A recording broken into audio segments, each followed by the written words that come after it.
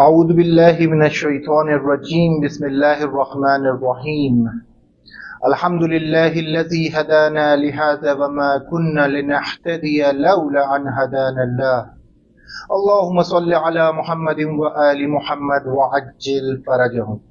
حاضرین، آپ کی خدمت میں دوبارہ ہم اپنا وہی ٹاپک کہ علم نفسیات میں اسلامی نقطۂ نگاہ یا سائیکولوجیکل پرسپیکٹیو کے عنوان سے حاضر ہوئے ہیں، اور اس سے پہلے والے درس میں ہم نے ڈسکس کیا موٹیو اور موٹیویشن کے بارے میں۔ ہم نے جانا کہ یہ ایک عمل کے پیچھے اس کی جو موجب بنتا ہے عمل کو وجود میں لانے کے لیے ایک موٹیو ہے اور ایک موٹیویشن۔ اس کے علاوہ ہم نے بتایا کہ موٹیو اور موٹیویشن تک پہنچنے کے لیے تین مہم ترین معیارات سے گزرنا ہوتا ہے تاکہ ایک عمل وجود میں آ سکے۔ اس میں تھی ضرورت یعنی نیاز، اس کے بعد تھی آگاہی اور شناخت اور احساسات۔ یہ جب تک تین ریشے اور تین جڑیں نہیں ہوں گی تو معاملہ ہمارا عمل کا انگیزے یا موٹیو یا موٹیویشن تک نہیں پہنچے گا۔ اور موٹیو اور موٹیویشن کے بعد ہم نے بتایا کہ نوبت آتی ہے عمل کی یا رفتار کی۔ اس کے علاوہ ہم نے کل کے درس میں نظریہ غریزہ، نظریہ سائق اور نظریہ ارادہ کو ڈسکس کیا۔ نظریہ غریزہ وہی انسٹنکٹ تھیوری، نظریہ سائق یعنی ڈرائیو تھیوری، اور نظریہ ارادہ کو ہم نے اسلامی نقطہ نظر سے بیان کیا اور تاکید کی اس چیز پر کہ اپنے عمل کو ارادی طور پر اپنے عمل کو اس ضرورت، آگاہی اور شناخت اور احساسات کے مرحلے سے گزار کر موٹیو اور موٹیویشن تک لے کے جائیں تاکہ یہ ہمارے عمل کو بہتر بنانے کے لیے ثابت ہو سکے۔ آج جب ہم اس بارے میں ڈسکس کر رہے ہیں تو ہم یہ دیکھتے ہیں کہ ہمارے ٹاپک میں یہ جو عمل ہے کہ ہم نے کل کی گفتگو میں فرمایا کہ عمل کیا ہوتا ہے؟ عمل یعنی انسان کو عمل صالح انجام دینا ہے۔ عمل صالح کیسے بنے گا؟ کہ اس کے صالح ہونے کے معیارات کو بہت دقت کے ساتھ، بہت حساسیت کے ساتھ اس کو ہم تحقیق کریں گے، اور اس کی تصدیق کرنے کے بعد ہم چاہیں گے کہ یہ عمل صالح کیا ہے۔ ہم عمل کی یہاں پر تعریف بیان کرتے ہیں کہ رفتار یا عمل وہ دو تعریفیں رکھتا ہے۔ ایک تعریف ہے اس کی، ایک ڈیفینیشن ہے عمومی، بہت عام ہے، اور دوسری ہے علم نفسیات میں عمل کس چیز کو کہتے ہیں۔ جو عام تعریف ہے وہ سب واقف ہیں اس سے کہ عمل یعنی جو انسان کچھ بھی کام انجام دیتا ہے اس کو عمل کہتے ہیں۔ دیکھیں، اچھا ہو یا برا، پست ہو یا اعلیٰ، نیک ہو یا بد، ہر کام جو انسان کے اعضائے جوارح سے سرزد ہوتا ہے اس کو کہتے ہیں عمل۔ تو یہ ہے ڈیفینیشن عمل کی یا رفتار کی جو عامیانہ یا عمومی طور پر استعمال ہوتی ہے، مگر سائیکالوجی میں، روان شناسی میں، علم نفسیات میں عمل اور رفتار اس کو نہیں کہتے۔ سائیکالوجی میں رفتار یا عمل کی ڈیفینیشن ہے یعنی ایک باڈی یا ایک انسان یا حیوان کوئی بھی کام انجام دیتا ہے اور دوسرا انسان یا دوسرا کوئی دستگاہ یا کوئی مشینری اس کے عمل کو مشاہدہ کرتی ہے۔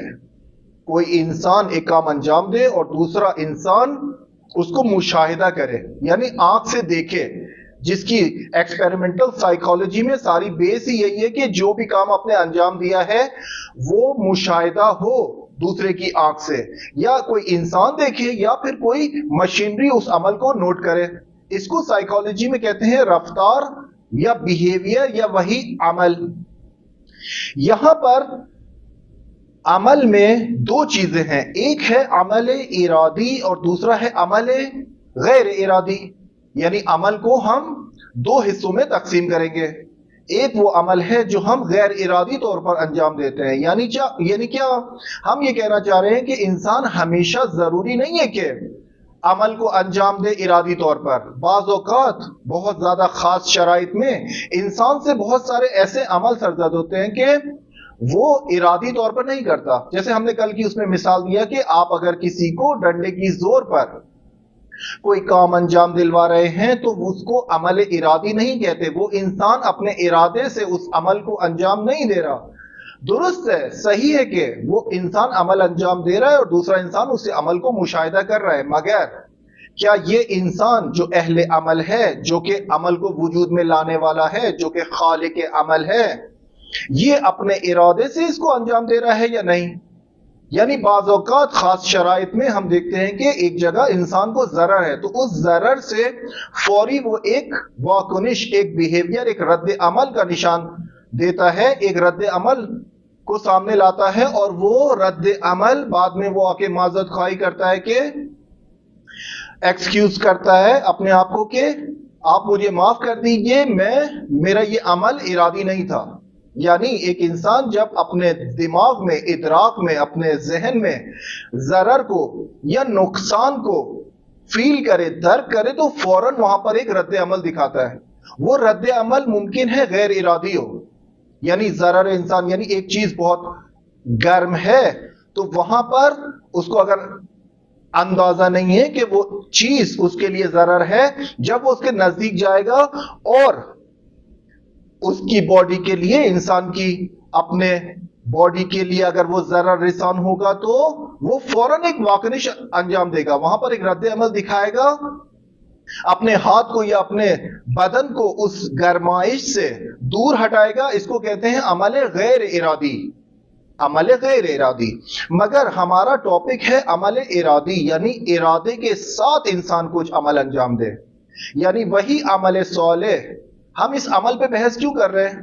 ہم اس رفتار کو اتنی ڈیٹیل میں ڈسکس کیوں کر رہے ہیں؟ اس لیے کہ دین اسلام میں ایک مسلمان کے لیے، ایک مومن کے لیے، اس کی زندگی میں جو کچھ ہے وہ عمل سے ہے۔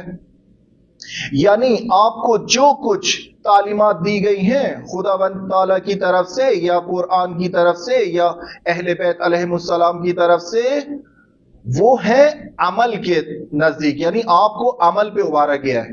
آپ کو برے عمل سے روکنا بھی ایک عمل ہے، یعنی آپ ایک عمل انجام دے رہے ہیں کہ کسی عمل کو آپ نے ترک کیا ہے، یہ ترک کرنا خود ایک عمل ہے، یا پھر آپ رغبت کے ساتھ کسی عمل کو انجام دیتے ہیں، یہ عمل ہے۔ تو عمل سے انسان بلندی کی منزلوں تک پہنچتا ہے، اور عمل ہی انسان کی شخصیت کو اسفل السافلین تک لے کے جاتا ہے۔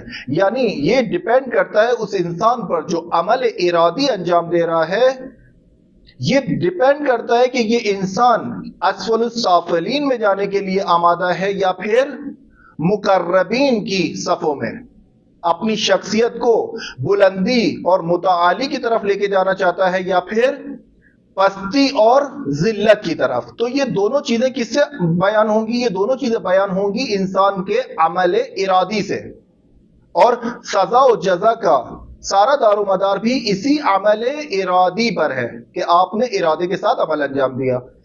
کسی ارادی عمل کو، کسی ایسی رفتار کو، کسی ایسے بیہیویئر کو جس میں انسان کا ارادہ بھی شامل ہو، اس میں تین چیزوں کی ضرورت ہوتی ہے، یعنی تین چیزیں مداخلت کرتی ہیں، مقدمہ بنتی ہیں کہ انسان کا ایک عمل ارادی طور پر سامنے آئے۔ وہ تین چیزیں، ان میں سے ایک ہے آگاہی و شناخت و معرفت، دوسری ہے اس میں میل و رغبت و شوق، اور تیسرا ہے قدرت۔ یہ تین چیزیں جب انسان کے شامل حال ہوتی ہیں تو عمل وجود میں آتا ہے، تو انسان کا عمل ارادی آتا ہے۔ دیکھیں یہاں پر ہم جو بات کر رہے ہیں آگاہی کی یا معرفت کی یا شناخت کی، اس میں ہم کیا کہنا چاہ رہے ہیں؟ ہم یہ کہنا چاہ رہے ہیں کہ انسان کے پاس پہلے مرحلے میں آگاہی و شناخت و معرفت آنا ضروری ہے کسی عمل کو وجود میں لانے کے لیے۔ ہم اس کو دینی مثال سے اور ایک دعا کے ذریعے مطلب کو قریب کرتے ہیں کہ آگاہی اور شناخت و معرفت سے ہمارا کیا ڈسکس ہے، ہم کہنا کیا چاہ رہے ہیں کہ آگاہی اور معرفت اور شناخت یعنی کیا۔ ہمارے پاس ایک دعا ہے اور ہمیں رغبت دلائی گئی ہے اس دعا کو پڑھنے کی طرف، اور وہ دعا بھی بہت پاپولر ہے کہ امام جعفر صادق علیہ السلام اپنے ایک اصحاب زرارہ سے فرماتے ہیں کہ میرے شیعوں کو یہ تعلیم دو دعا کی، اور وہ دعا بہت مشہور ہے، آپ سب نے ممکن ہے سنی بھی ہو، اور وہ دعا شروع ہوتی ہے اللہم عرفنی نفسک فإنک ان لم تعرفنی نفسک لم اعرف رسولک. یعنی اس سطر میں اس کا ہم ترجمہ کرتے چلتے ہیں کہ ہم خدا سے کہہ رہے ہیں کہ خدایا مجھے اپنی آگاہی، یعنی خود خدا کو کہہ رہے ہیں کہ خدا تو مجھے اپنی آگاہی و معرفت و شناخت عطا فرما، اور اگر تو نے اپنی آگاہی و معرفت و شناخت مجھے عطا نہیں کی تو میں تیرے رسول کو نہیں پہچان پاؤں گا، میں تیرے رسول کی معرفت نہیں رکھ پاؤں گا، میں تیرے رسول کی آگاہی نہیں رکھ پاؤں گا. اس کے بعد دعا کنٹینیو ہوتی ہے اور کہتے ہیں کہ اللہم عرفنی رسولک فإنک ان لم تعرفنی رسولک لم اعرف حجتک. یعنی اس میں کہہ رہے ہیں کہ خدایا مجھے اپنے رسول کی بھی معرفت عطا فرما، مجھے ان کی آگاہی دے، مجھے ان کی شناخت کر، کیونکہ اگر تو نے مجھے اپنے رسول کی شناخت نہیں کروائی، اس کی معرفت نہیں دی، اس کے بارے میں آگاہی مجھے عطا نہیں کی، تو میں تیرے حجت کو، تیرے اس ولی کو جو رسول کے بعد، رسالت اور نبوت کے بعد جو امام ہیں، میں ان کو نہیں پہچان پاؤں گا. مجھے معرفت دے اپنے رسول کی تاکہ میں تیری حجت کو پہچانوں. پھر دعا تیسرے مرحلے میں داخل ہوتی ہے اور وہاں پر فرماتے ہیں کہ اللہم عرفنی حجتک فإنک ان لم تعرفنی حجتک زللت عن دینی. یہاں پر ہم کہہ رہے ہیں کہ خدایا مجھے اپنے امام، مجھے اپنی حجت جو تیری طرف سے حجت ہے، جو تیری طرف سے پروف ہے دین کا، مجھے اس کی معرفت عطا کر، مجھے اس کی آگاہی عطا کر، مجھے اس کی شناخت کروا، کہ اگر تو نے اس کی شناخت مجھے نہ کروائی تو ضللت عن دینی، میں اپنے دین سے گمراہ ہو جاؤں گا، میرے پاس کچھ بچے گا ہی نہیں. تو آپ نے دیکھا کہ اس دعا میں جو مین سورس ہے وہ ہے خدا تعالیٰ کی ذات، وہ اللہ کی ذات ہے. ہم اللہ سے اس کی معرفت بھی مانگ رہے ہیں، ہم اللہ سے اس کے رسول کی معرفت بھی مانگ رہے ہیں، اور ہم اللہ سے اس کے آخری حجت کی معرفت بھی مانگ رہے ہیں، کہ جو نتیجہ ہمیں ہماری دین کی گمراہی میں دیتا ہے. یعنی دین کی گمراہی اور دین سے گمراہ ہونا اتنا ضروری عمل ہے، اتنا حساس عمل ہے کہ ہم خدا سے اس دعا کے ذریعے اس حادثے سے پناہ مانگ رہے ہیں، یعنی معرفت مانگ رہے ہیں، آگاہی. ہم یہ جو معرفت ہے جو خدا سے ہم طلب کر رہے ہیں حجت کی کہ دین میں ہم گمراہ نہ ہو جائیں، یہی ایک عمل کو وجود میں لانے کی سب سے پہلی اور سب سے اول کڑی ہے. یعنی یہی آگاہی، یہی معرفت اور شناخت. جب ہمارے پاس یہ آگاہی آتی ہے تب معاملہ جاتا ہے دوسرے مرحلے میں، اور وہ دوسرا مرحلہ ہے میل و رغبت. یعنی ایک رغبت، ایک شوق ہمارے اندر پیدا ہو تاکہ ہم عمل ارادی کی طرف بڑھ سکیں. یہ جو عمل ارادی ہے کہ ہم نے بتایا کہ پہلے مرحلے میں آگاہی ہے، دوسرے مرحلے میں رغبت. رغبت یعنی کیا؟ یعنی اس کو بھی ہم ایک چھوٹی سی دعا کے جملے سے سمجھنے کی کوشش کرتے ہیں کہ کیوں ہمیں رغبت کا درس دیا گیا ہے، کہ ایک عمل کو وجود میں لانے کے لیے رغبت اور میل اور گرائش اور شوق کیوں ضروری ہے. دعائے افتتاح میں کہ بہت مشہور دعا ہے، اس میں ایک جملہ ہے کہ ہم خدا سے دعا مانگتے ہیں کہ اللہم انا نرغب الیک فی دولت الکریمہ. ہم خدا سے دعا مانگ رہے ہیں کہ خدایا بے شک ہم لوگ نرغب الیک، رغبت رکھتے ہیں ہم لوگ. نرغب، یہ نون یہ بیان کرتا ہے کہ جم ہے، یعنی بہت سارے لوگ اس دعا کو مانگ رہے ہیں، یعنی ایک دعائے انفرادی نہیں ہے. اللہم انا نرغب الیک فی دولت الکریمہ، یعنی خدایا ہم رغبت رکھ رہے ہیں، ہم رغبت رکھتے ہیں، تیری طرف رغبت رکھتے ہیں. الیکا، اللہم نرغب الیکا، ہم تیری طرف رغبت رکھتے ہیں. کس لیے؟ فی دولت الکریمہ، ایک حکومت میں، ایک حکومت اسلامی، ایک حکومت جو کہ کریم ہے، مہربان ہے، جو تیری حکومت ہے، کیوں اس میں رغبت رکھتے ہیں؟ کیونکہ اس میں تعز بہل اسلام و اہلا، کیونکہ اس دولت میں، اس حکومت میں، اس سسٹم میں، اس نظام میں ہم اس لیے رغبت رکھ رہے ہیں کیونکہ اس میں، اس حکومت کے ذریعے اسلام اور اہل اسلام کو عزت دی جائے، اسلام اور اہل اسلام کو عزت دی جائے، اور منافق اور نفاق اور اس کے نفاق کرنے والے کو ذلیل کیا جائے۔ ہم اس لیے رغبت رکھ رہے ہیں۔ تو یہاں پر ہم نے رغبت کو سمجھا کہ یہ میل اور رغبت ہم کسی چیز کی طرف دکھائیں گے تو اس سے پھر مقدمات بنتے ہیں عمل ارادی کے۔ اس کے بعد تیسرے مرحلے میں ہمارے پاس آتی ہے قدرت۔ قدرت جب ہم کہتے ہیں قدرت ہوگی تو آپ عمل کوئی انجام دیں گے، بغیر قدرت کے کوئی بھی عمل وجود میں نہیں آتا۔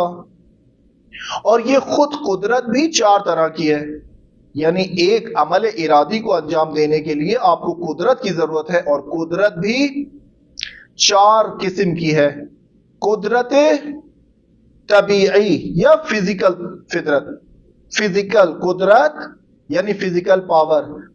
مثال کے طور پہ ہمیں ایک بہت بڑا سنگ ہے، ایک بہت بڑا پتھر ہے، اور ہمیں اس کو ایک جگہ سے دوسری جگہ منتقل کرنا ہے، تو یہاں پر اس عمل کو وجود میں لانے کے لیے ہمیں قدرت کی ضرورت ہے۔ اور کون سی قدرت؟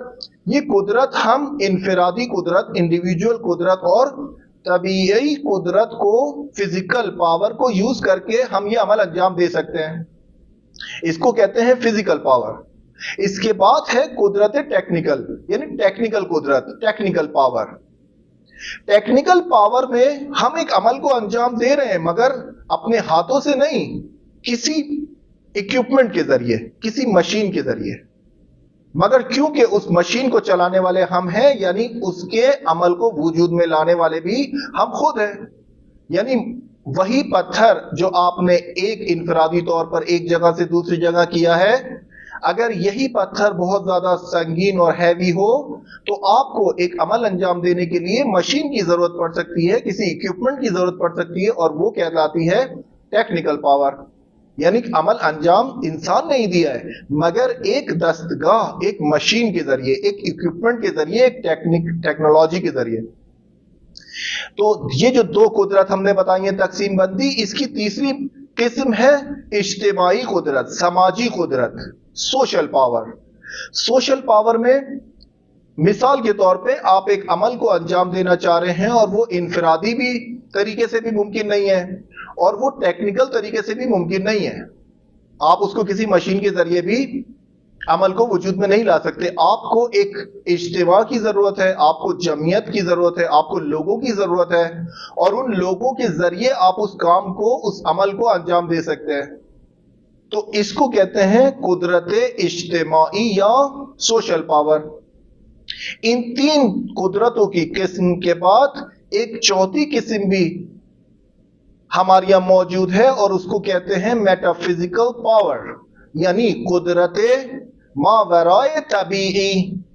جب قدرت ماورائے طبیعی ہے، یہاں پر نیچرل پاور نہیں ہے، یہاں پر فزیکل پاور نہیں ہے، یہاں پر اس روح کی قدرت ہے، اور اس روح کے قدرت ہونے کی وجہ سے وہ بہت سارے ایسے کام انجام دے سکتی ہے کہ جو عمل بھی شمار ہوگا اور میٹا فزیکل بھی ہے، مادی بھی نہیں ہے، طبیعی بھی نہیں ہے، ماورائے طبیعی ہے۔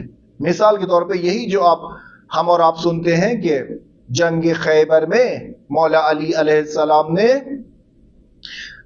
در خیبر کو اکھاڑا، تو وہاں پر میٹا فزیکل پاور ہے، وہاں پر قوت بدنی یا فزیکل پاور نہیں ہے، کیونکہ وہ کام فزیکل پاور سے انجام دیا جا ہی نہیں سکتا تھا۔ تو وہ جو روح کی پاور ہے، وہ جو مولا علی کی روح اور ان کی روح کی خدا سے جو اتصال ہے، اور خدا تو قدرت لامحدود ہے، ساری قدرتیں اللہ تعالیٰ کی طرف سے ہے، تو اللہ تعالیٰ جس کو بھی یہ قدرت عطا فرماتا ہے تو وہ بہت سارے ایسے ماورائے طبیعی کام انجام دے سکتا ہے۔ تو یہ قدرت کی ہم نے 4 مثال بتائی کہ انسان کے عمل ارادی کو وجود میں لانے کے لیے آپ کو قدرت کی بھی ضرورت ہے۔ یعنی پہلے مرحلے میں آگاہی و شناخت و معرفت، دوسرے مرحلے میں میل و رغبت، اور تیسرے مرحلے میں قدرت۔ یہ 3 چیزیں جب جمع ہوتی ہیں تو انسان کا ایک ارادی عمل وجود میں آتا ہے۔ ارادی عمل۔ یہاں پر قدرت کے ضمن میں ہم ایک اخلاقی نقطہ یہاں پر بتاتے چلیں کہ عزیزان، انسانوں میں بہت قدرت ہے، انسان صاحب قدرت ہے، بہت سارے کام انجام دے سکتا ہے، مگر اگر وہ اپنے زندگی میں تھوڑی سی آگاہی حاصل کرے اور تھوڑی معرفت حاصل کرے تو وہ اس نتیجے پہ پہنچ جائے گا کہ یہ قدرت میری اپنی نہیں ہے، میں اس قدرت کو حاصل کرنے میں مستقل نہیں ہوں، یہ کسی ذات نے مجھے قدرت عطا کی ہے۔ یعنی تمام تر قدرتیں قادر مطلق خدا تعالیٰ کی ذات ہے، اور پھر ساری قدرتیں، ساری پاورز اس کی ذات کی دی ہوئی ہیں۔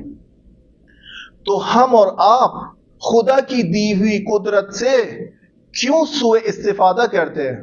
اس کو کیوں برے کاموں میں انجام دیتے ہیں؟ اس کو کیوں استعمال کرتے ہیں خدا کی نافرمانی میں؟ یعنی یہ بہت زیادہ عمل زشت ہے، یہ زیبا عمل نہیں ہے۔ یعنی خدا نے آپ کو قدرت عطا کی ہے اور خدا کی دی ہوئی قدرت سے آپ خدا کی نافرمانی انجام دیتے ہیں، یہ تو بہت زشت ہے، یہ تو کوئی زیبا، یہ تو کمال انسان نہیں ہے کہ آپ کسی انسان کی دی ہوئی چیز کو آپ اس کو 2 انسانوں کے بیچ میں خیال کریں، تصور کریں کہ ایک انسان آپ کو کچھ مال دیتا ہے، آپ کے پاس مال نہیں تھا اور ایک انسان آپ کو مال عطا کرتا ہے، تو اب آپ کے پاس جب مال آ گیا تو آپ کبھی اس مال سے اس صاحب مال کو ضرر پہنچائیں گے، تکلیف پہنچائیں گے، یا اس کو ناراحت و ناراضی کریں گے یا نہیں؟ تو اخلاقیات کہتے ہیں، ہمارے اجتماعی اور سوشل اسٹینڈرڈز کہتے ہیں کہ ایسا نہیں کرنا چاہیے۔ جس نے ہمیں یہ چیز عطا کی ہے ہم اس کو ناراحت اور ناراضی نہیں کریں گے۔ تو کیسے ممکن ہے کہ ہم گناہوں کو انجام دیتے ہیں اسی خدا کی دی ہوئی قدرت سے؟ ہم لوگوں کا جینا حرام کرتے ہیں اور ہم خلق خدا کو ناراحت کرتے ہیں اسی خدا کی دی ہوئی قدرت سے، یعنی خدا کے تمام احکام کی نافرمانی کرتے ہیں اسی خدا کی دی ہوئی قدرت سے۔ تو یہ نہیں ہونا چاہیے، اس کی طرف حساسیت کا مظاہرہ کرنا چاہیے کہ ہمیں قدرت خدا نے دی ہے، ہمیں ہاتھوں کی قدرت ہے، چلنے کی قدرت ہے، بولنے کی قدرت ہے، ساری قدرتیں خدا کی طرف سے ہیں۔ تو اگر ہمیں بولنے کی قدرت ہے تو ہم اپنے زبان سے کسی کو تکلیف نہ پہنچائیں، ہم اپنے زبان سے کسی کو زخم نہ لگائیں۔ اگر ہمارے پاس ہاتھوں کی قدرت ہے اور خدا نے ہمیں یہ قدرت عطا کی ہے تو اس ہاتھ سے مسلمان اور مومن محفوظ رہنا چاہیے۔ اگر ہمارے پاس پیروں کی قدرت ہے اور ہمارے باڈی میں، ہمارے بدن میں یہ قدرت خدا نے دی ہے کہ ہم اپنے پیروں سے چل کر کہیں جا سکتے ہیں، تو معصیت کی محفلوں میں جہاں پر خدا کی نافرمانی ہو رہی ہو وہاں پر اس قدرت کو استعمال نہ کریں۔ یعنی ایک شرم کا مقام ہے، یعنی ایک انسان کو حیا آتی ہے کہ مجھے جس نے یہ قدرت عطا کی ہے میں کیوں اس کی نافرمانی کرتا ہوں اسی دی ہوئی قدرت سے۔ یہاں پر مثال کے طور پہ بیان کریں کہ ایران میں مسجد جمکران، مسجد مقدس جمکران یا مشہد مقدس یا حرم بی بی معصومہ سلام اللہ علیہا، یہاں پر بعض اوقات تبرکن نمک دیا جاتا ہے، تبرکن نمک دیا جاتا ہے چھوٹے سے پیکٹ میں، اور یہ نمک زائرین آتے ہیں، لوگ آتے ہیں اور اس نمک کو لے کر چلے جاتے ہیں، مگر انہیں فلسفہ نہیں سمجھ میں آتا کہ یہ نمک کیوں دیا جا رہا ہے، اس نمک کی ارزش کیا ہے، اس کی ویلیو، اس کی قیمت کیا ہے، نمک ہی کیوں؟ تو اس کے پیچھے، نمک کے فلسفے کے پیچھے ایک راز پوشیدہ ہے اور وہ بہت عمیق ہے. یعنی اگر آپ کو مسجد جمکران سے تبرکن کوئی نمک دے رہا ہے، یعنی وہ آفس جہاں پر آپ نے ڈونیشن دیا ہے یا جہاں پر آپ نے کوئی خدمت انجام دی ہے اور وہ آپ کو نمک دیتا ہے، تو اس نمک دینے کا مقصد یہ ہے کہ چونکہ مسجد جمکران امام مہدی اجل اللہ تعالی فرجہ الشریف سے منسوب ہے، اور ان سے منسوب ہونے کی وجہ سے یہاں پر جو بھی زائر آ رہا ہے وہ عشق امام زمان میں آ رہا ہے. اور یہاں سے نمک دینے کا مقصد کیا ہے کہ آپ نے امام زمان کا نمک کھایا ہے. نمک اس کو پاکستان میں بعض اوقات گالی اور فوش کے طور پر استعمال کرتے ہیں. وہ کہتے ہیں نمک حرام. یہ کس شخص کو نمک حرام کہتے ہیں؟ یہ اس شخص کو ہم نمک حرام کہتے ہیں جو کہ ہماری، یعنی ایک مثال کے طور پہ دی ہوئی چیز کا فائدہ اٹھاتا ہے اور ہمیں نقصان پہنچاتا ہے. یعنی کہتے ہیں نا، جس تھالی میں کھاتے ہو اسی میں چھید کرتے ہو. یا ایران میں یہ نمک سے ریلیٹڈ بھی جملہ کہا جاتا ہے کہ نمک ناشناس ہے، وہ شخص نمک ناشناس ہے، یا نمک دون توڑ دیتا ہے. یہ بہت زیادہ اخلاقیات میں اس کی اہمیت ہے، بہت زیادہ کلچروں میں، ایران کے کلچر میں، پاکستان کے کلچر میں. جب ہم کہتے ہیں کہ نمک حرام مت بنو یا نمک ناشناس مت بنو، ہمارا کہنے کا مقصد ان سے یہ ہوتا ہے کہ جس کا نمک کھایا ہے اس سے وفا کرو، جس کا نمک چکھا ہے اس سے وفاداری کرو، اس کے احکام کو مانو، اس کی باتوں کو مانو، اس کی اطاعت کرو، اس کو رنجیدہ اور ناراحت نہ کرو. یہ جو نمک دیا جاتا ہے حرم میں، مشہد میں یا قم میں یا مسجد جمکران میں، اس کے پیچھے یہی فلسفہ ہے. یہی دسترخوان امام حسن علیہ السلام، یہی دسترخوان یا یہی نیاز یہ جو کھلائی جاتی ہے، یعنی کیا؟ یعنی جس نام سے ہم آپ کو کھلا رہے ہیں، یعنی آپ نے ان کا نمک کھایا ہے، تو آپ ان سے نمک حرام یا نمک ناشناسی نہیں کرنی ہے. یہی قدرت میں جو ہم نے ذکر کیا کہ جو قدرت دیتا ہے اس کو ناراحت نہ کریں، جس کا نمک کھایا ہے اس سے وفا کریں، جس کا نمک چکھا ہے اس کو دھوکہ نہ دیں، اس کو زجر، اس کو رنجیدہ نہ کریں، رنج و الم اس کو نہ پہنچائے اپنے عمل سے. یعنی ہم اور آپ اپنے عمل سے، اگر ہم نے اہل بیت کا نمک کھایا ہے تو ہم اہل بیت کے نمک کھانے کے بعد نمک شناس بنے، وفادار بنے، کیونکہ ہم نے نمک کھایا ہے. یہ اخلاقی پستی ہماری اور آپ کی ہے.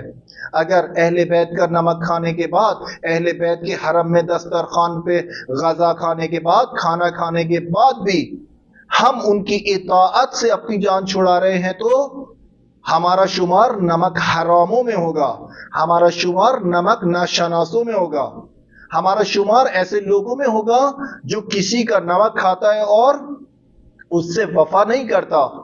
تو کہ یہ کیونکہ یہ صفات انسانی ایک پس صفات ہے، یہ انسان کی شخصیت میں اگر آ جائے تو انسان کی شخصیت گر جاتی ہے اور اس سے بہت سارے مسائل جنم لیتے ہیں. تو اسی لیے جو قدرت عطا کرتا ہے اس سے، اس کی قدرت کو استعمال کر کے، یعنی اللہ تعالیٰ نے قدرت عطا کی ہے، اس کی عطا کردہ قدرت سے ہم گناہ نہ کریں، ہم اس کی معصیت نہ کریں، ہم اس کے احکام کی نافرمانی نہ کریں. تو یہاں پر ہم نے بتایا کہ عمل کو، عمل ارادی کو وجود میں لانے کے لیے جس چیز کی ضرورت پڑتی ہے وہ تین چیزیں ہیں: آگاہی، معرفت و شناخت ایک، دوسری میل اور رغبت، اور تیسری ہے قدرت. اب یہاں پر ہم تھوڑا سا ڈسکس کرتے ہیں کہ حقیقت ارادہ، جب ہم بات کر رہے ہیں عمل ارادی کی، یعنی ایسا عمل جو ارادے کے ساتھ وجود میں آئے، تو حقیقت ارادہ کیا ہے؟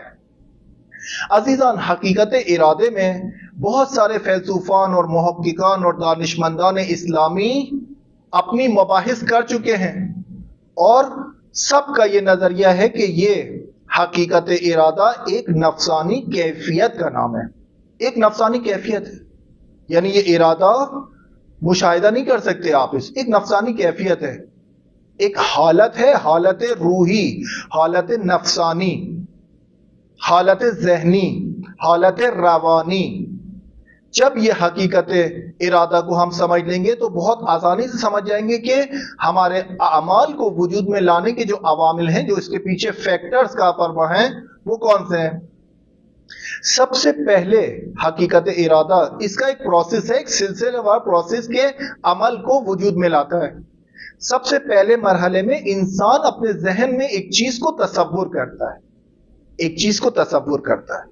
دوسرے مرحلے میں یہ جو تصور کی ہوئی چیز ہے، اس کے بارے میں تھوڑی تحقیق کرتا ہے، ڈسکس کرتا ہے، ذہنی پروسیس سے گزرتی ہے، اور جب یہ انسان اس تصدیق کے مرحلے میں پہنچ جاتا ہے کہ یہ جو میں نے تصور کیا ہے یہ میرے لیے سود مند ہے، یا میرے لیے پروفٹیبل ہے، یا میرے لیے منفعت کا باعث ہے، تو پھر یہ انسان اس تصور کی طرف اپنی میل اور رغبت دکھاتا ہے۔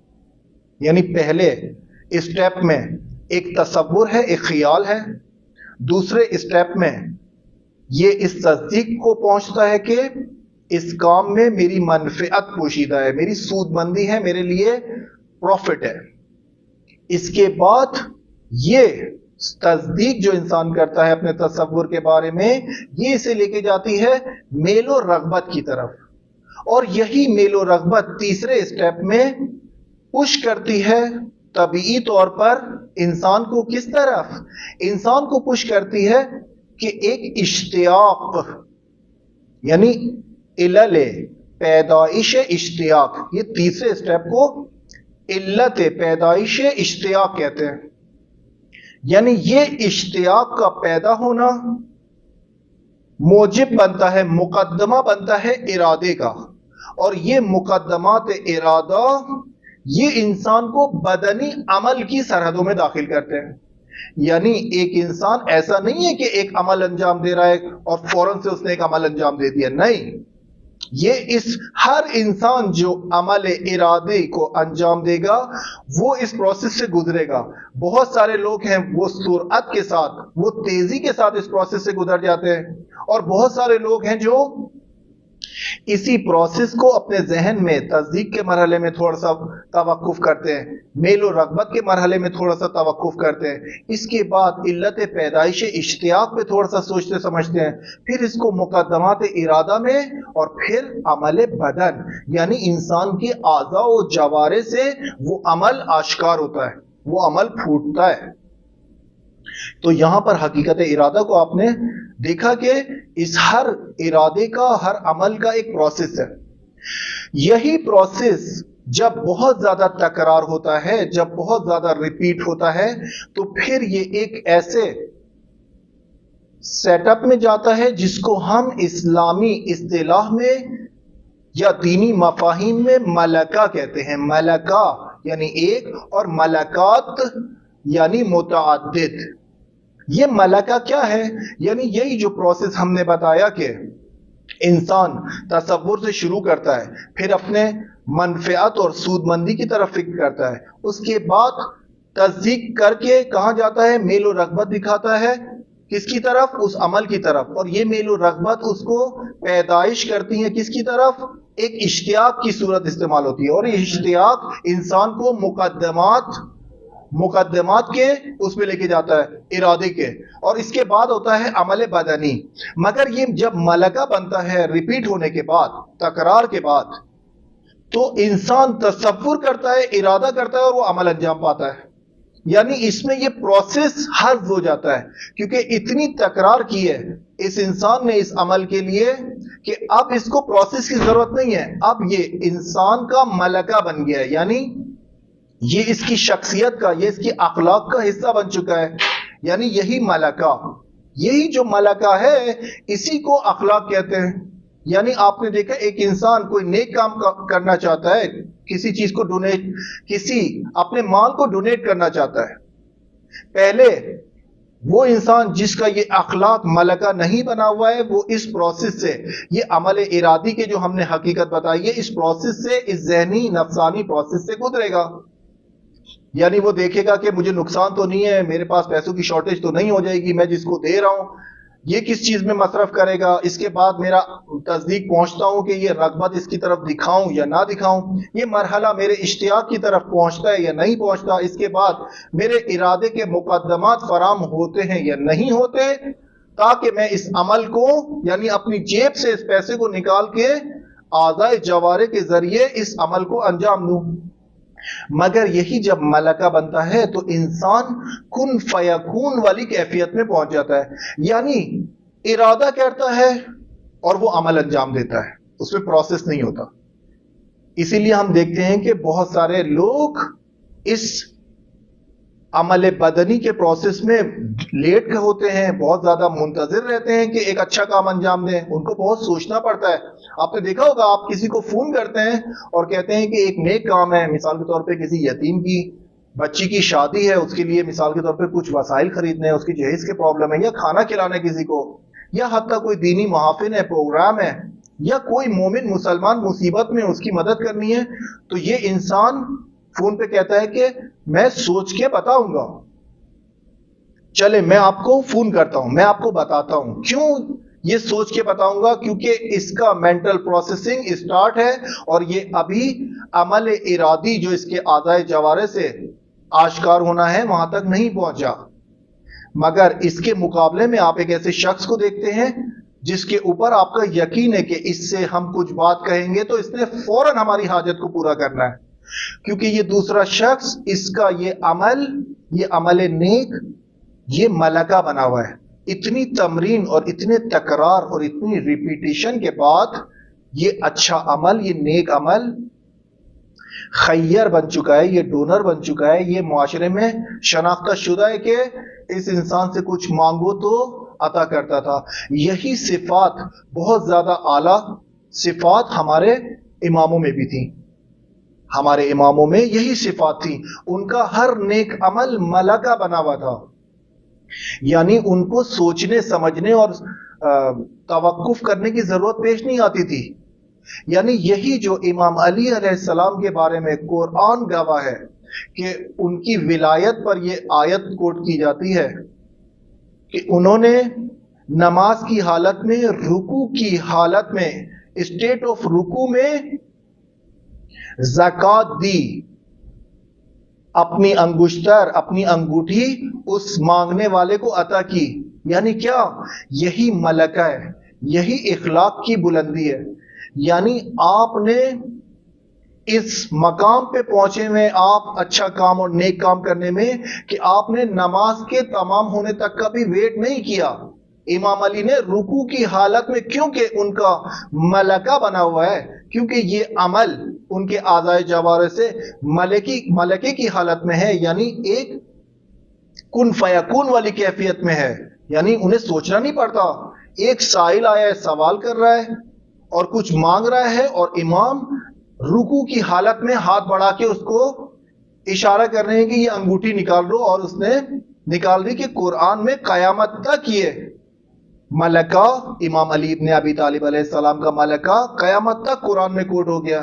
یعنی امام علی کی ولایت میں اور امام علی کی جانشینی میں جو آیت مخالف ہوں یا تشیع، دونوں نے کوٹ کیا ہے کہ یہ آیت امام علی علیہ السلام کے بارے میں ہے کہ جب انہوں نے اپنے رکوع کی حالت میں زکوٰۃ دی. تو یہ ملکہ ہے، یہ ارادہ ہے، یہ انسان کا. ہمیں ان چیزوں کو سن کر صرف نعروں کی حد تک اور خوش ہونے کی حد تک نہیں، اس کو اپنی زندگیوں میں، اپنے اعضاء و جوارح سے ثابت کرنا ہے کہ ہم ان کی اطاعت میں، ہم ان کی محبت میں، ہم ان کی پیروی میں، اپنے شخصیت میں ایسے ملکات کو وجود میں لائیں گے کہ جہاں ہمیں نیک کام کرتے وقت سوچنا نہ پڑے. جہاں پر ہمیں کوئی کام انجام دینا ہے تو ہمیں بہت زیادہ سوچنا نہ پڑے. تو یہ تھی حقیقت ارادہ، کہ اسلامی نقطہ نظر سے علم نفسیات میں ارادہ کچھ اور چیز ہے. وہ لوگ کہتے ہیں کہ غریزہ ہے، وہ کہتے ہیں ڈرائیو ہے، وہ کہتے ہیں کشش ہے نفسانی خواہش کی طرف. وہ کہتے ہیں کہ انسان اپنے غریزوں کا، اپنے حیوانی غریزوں کا قیدی ہے. مگر اسلام آپ کو بتاتا ہے نہیں، یہ پروسیس جو ہے حقیقت ارادے کا، ایک عمل ارادی انسان ہے. دیکھیں یہاں پر ارادہ انسان اور حیوان میں مشترک ہے. یعنی حیوان بھی ارادہ کرتا ہے، کام کو انجام دیتا ہے، انسان بھی ارادہ کرتا ہے تو کام کو انجام دیتا ہے. مگر یہاں پر فرق کیا ہے؟ فرق یہاں پر ہے کہ جب حیوان اپنے کسی غریزے کو پورا کرنے کے لیے ارادہ کرتا ہے تو اس کا ارادہ ہے محدود، اس کا ارادہ ہے لیمیٹڈ. یعنی وہی اس کی امور مادی اور اس کا مثلا کھانے کو کھانا، تغذیہ، غذا یا تولید نسل کرنا اور اس طرح کی چیزیں. یعنی حیوان کا ارادہ موجود ہے مگر لمیٹڈ ہے، موجود ہے مگر محدود ہے. مگر انسان کا ارادہ عمیق تر ہے اور وسیع تر. انسان جب ارادہ کرتا ہے تو پھر امور مادی اور امور معنوی کو بھی اپنے ذہن میں رکھتا ہے. صرف اگر ہم امور مادی کو نظر میں رکھیں، اپنے کھانے پینے کو نظر میں رکھیں اور تولید نسل کو نظر میں رکھیں اور اس کے بعد کوئی بھی عمل ہمارا اس سرحد سے باہر نہ جائے تو پھر اس کو کہتے ہیں حیوان. اس کو ہم انسان نہیں کہتے، کیونکہ انسان تو اپنے ارادے کو استعمال کر کے بہت زیادہ لامحدود کاموں کو انجام دیتا ہے.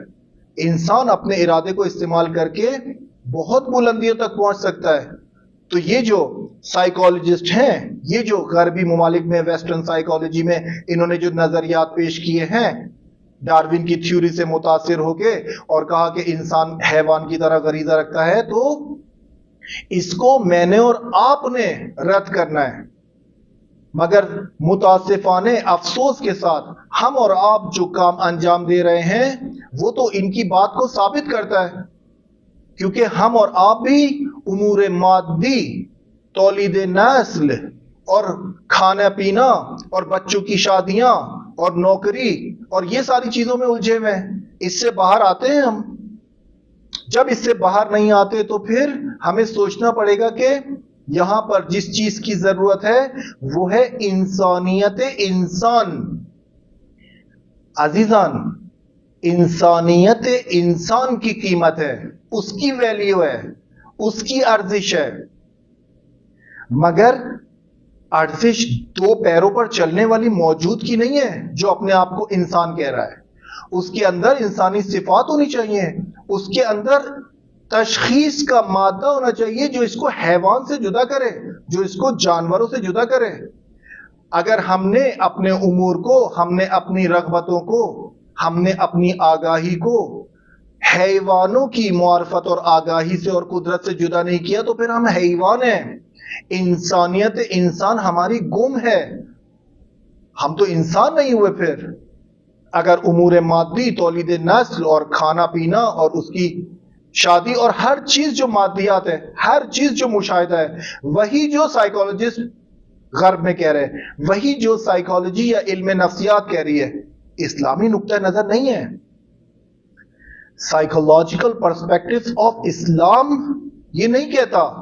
وہ کہتا ہے اپنے ارادے کو استعمال کرو اور حیوان کی صفوں سے دور ہو جاؤ.